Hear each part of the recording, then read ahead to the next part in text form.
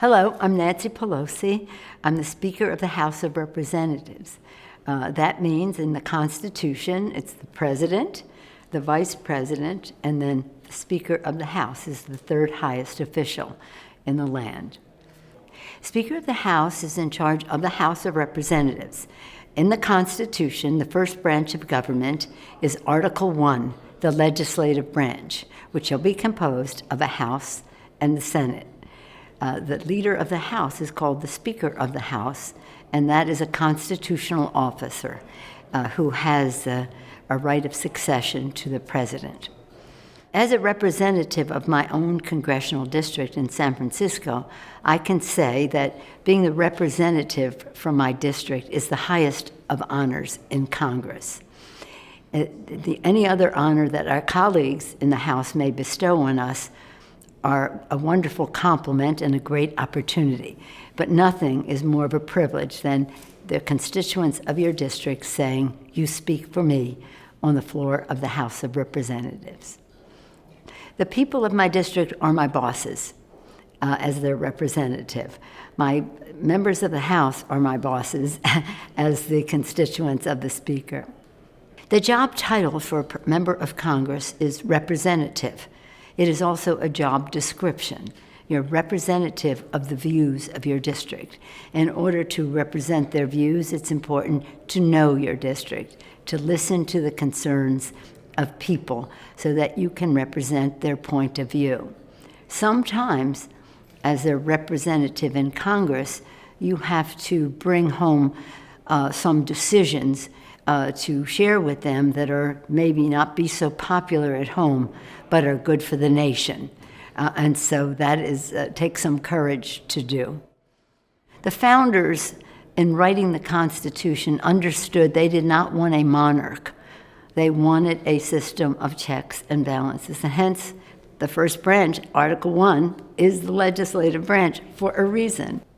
In the Constitution, again, the legislative branch is Article 1. Article 1 gives the Congress the power of the purse. It gives the Congress the power to declare war, and it enumerates many other powers in the text of the Constitution. Next is the executive branch, next the judicial, the Supreme Court and other courts of the land. So I think that every single day, the system of checks and balances is weighing in one branch or another. But the main role is to be a check and balance on the other branches of government.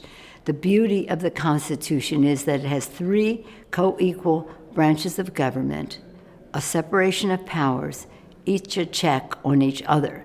So inherent in the role of Congress and the House of Representatives is the responsibility to hold accountable the other branches of government, to have oversight over how the executive branch, that would be the president, implements the will of Congress in legislation that we have passed.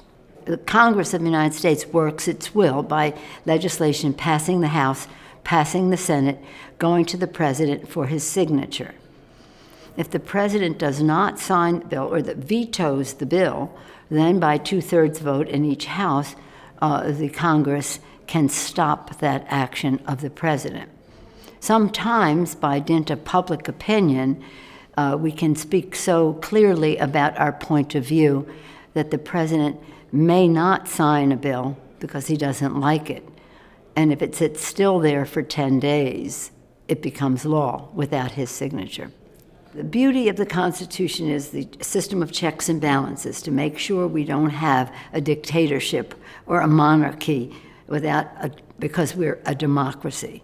But a democracy is marked by freedoms, freedom of speech, freedom to assemble, freedom of the press, and I do think that freedom of the press is probably the most important guardian of our democracy of all. Whether you agree with how the press writes about you or not, the fact that they hold people accountable is very central. So young people should care about those freedoms because they are the protections of our democracy, that people can speak freely, gather in groups around an issue, the press can report on it, That is the essence of a democracy.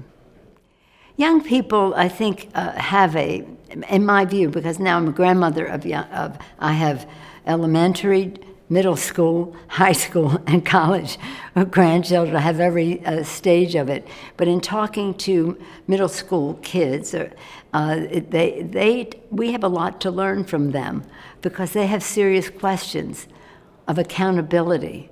How come people are not taking better care of the environment? How come we can't be safe in our schools? How come our teachers are not paid sufficiently for their important job of teaching us that they have? How come we're not respecting the dignity and worth of people in terms of human rights around the world and the well-being of children around the world? Children have a sympathy for children, and children also have a concern about the future of our planet and the future that they will live in. So they have to just look inwardly and know why they might want to be involved. And then they can think about an issue, read about it, learn about it. So they know how to talk about what they care about. And then they can make a plan on how they can involve other people in doing it. And if you have a purpose and knowledge and a plan, you will involve other people and they will see their own leadership qualities emerge. And that's what it's about, leadership. Now, when I was young, many years ago, civics was a requirement. You were mandated to take civics classes and to learn about how our Constitution, which is the most beautiful Constitution in the world forevermore, learn about the workings of Congress and state legislatures and your own city government and how that had an impact on your life. And that was important. So as time went by, it became an elective. So kids didn't have to really learn that, so they knew less about the importance of civics and civic engagement.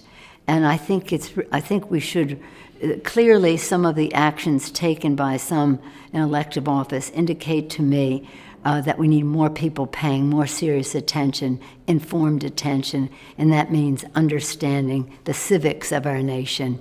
And that's why I would encourage young people to be more seriously engaged in that way and encourage clubs, even in school organizations, that give them the fundamentals. So that one day they may want to take the responsibility to promote a cause, to support a candidate, or to run for office themselves. Well, our attitude is what is important. Our attitude is we are the people's house, the House of Representatives, and we are therefore responsible to have an open process. So as Speaker, I want this to be a transparent, open process where people can see what is being debated very clearly and with enough notice so they know how they are affected. So openness, bipartisanship, wherever we can, to strive to find our common ground where we can. Where we can't, we have to stand our ground, but to try to strive for that. And third, remembering the guidance of our founders. E pluribus unum, from many one.